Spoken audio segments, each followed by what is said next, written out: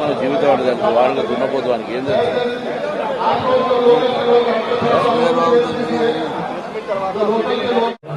వస్తున్నా స్టార్ట్ అయినాక జాయిన్ అవుతారా?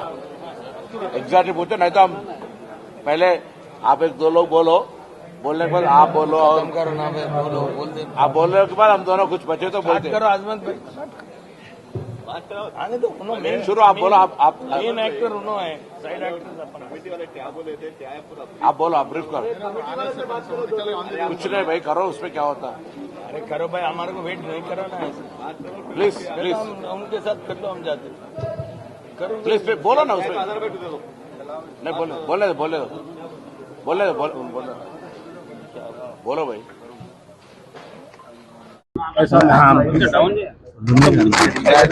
శాతం కానీ ఎస్సీ కేటగరేషన్ కానీ ఈ రోజు ఇచ్చిన సన్నబియ్యం కానీ అనేక అంశాల ప్రజలలో పోయి ఏ విధంగా గెలుపు విషయంలో కష్టపడతామన్న విషయం మీ ద్వారా తెలియజేస్తారు.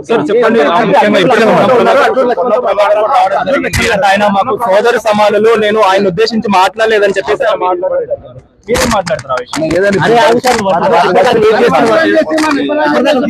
మామూలుగా మిమ్మల్ని ఉద్దేశించి మాట్లాడారని చెప్పేసి మీకు సంబంధించి మీరు మాట్లాడడం జరిగింది. కానీ ఆయన మాత్రం నేను మిమ్మల్ని ఉద్దేశించి మాట్లాడలేదు, ఆయన నాకు సోదరు సమానులు అని చెప్పేసి కూడా ఆయన మాట్లాడడం జరిగింది. ఒకవేళ మీరు బాధపడితే మాత్రం చింతిస్తున్నాను. నేను బాధపడితే చింతించాల్సినంత అవసరం ఆయనకు లేదు. ఆయన మాట్లాడిన మాట ఎంటైర్ తెలంగాణ రాష్ట్రం ఉన్నటువంటి ప్రజలు చూసినారు, మీడియా మిత్రుల సాక్ష్యం. భారతదేశంలో ఇవాళ జ్యుడిషియల్ పరంగా మీడియాలో ఎంత శక్తివంతమైంది, ఆ శక్తివంతమైన మీడియా మిత్రుల యొక్క సమక్షంలో పడితే, మీడియా సమావేశం సమక్షంలో పడే 90% కానీ ఎస్సీ కేటగరేషన్ కానీ ఈ రోజు ఇచ్చిన సన్నబియ్యం కానీ అనేక అంశాల ప్రజలలో పోయి ఏ విధంగా గెలుపు విషయంలో కష్టపడతామన్న విషయం మీ ద్వారా తెలియజేస్తారు. ఆయన మాకు సోదరు సమానులు, నేను ఆయన ఉద్దేశించి మాట్లాడలేదని చెప్పేసి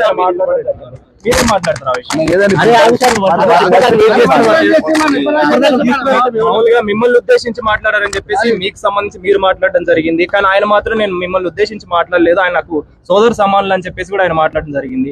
ఒకవేళ మీరు బాధపడితే మాత్రం చింతిస్తున్నాను. నేను బాధపడితే చింతించాల్సినంత అవసరం ఆయనకు లేదు. ఆయన మాట్లాడిన మాట ఎంటైర్ తెలంగాణ రాష్ట్రం ఉన్నటువంటి ప్రజలు చూసినారు, మీడియా మిత్రుల సాక్ష్యం. భారతదేశంలో ఇవాళ జ్యుడిషియల్ పరంగా మీడియాలో ఎంత శక్తివంతమైంది, ఆ శక్తివంతమైన మీడియా మిత్రుల యొక్క సమక్షంలో పడితే, మీడియా సమావేశం సమక్షంలో పడే కెమెరాల ముందు మాట్లాడినటువంటి మాటకు ఇక ఆ మాటను నేను పొరపాట్లో మాట్లాడినన్న మాట అనాల్సిన పోయి ఇక ఆయన చింతిస్తుంటే నేను బాధపడుతున్నా అంటే ఆయన విజ్ఞత గురిపెడతాను. పనిచేసే వాళ్ళని తప్ప ఇంకోటి కాదు. లక్ష్మణ్ కుమార్ గారు వ్యక్తిగతంగా బాధ కలిగి ఉంటే, బాధిత సమాజం కూడా మేము అంతా కలిసి పెరిగినటువంటి వాళ్ళమే కరీంనగర్ టౌన్ లో. కాబట్టి అటువంటి ఎక్కడ కూడా ఆ అపోహ ఉండద్దు అనేటువంటి మాట నేను మరొకసారి ప్రత్యేకించి విజ్ఞప్తి చేస్తున్నాను.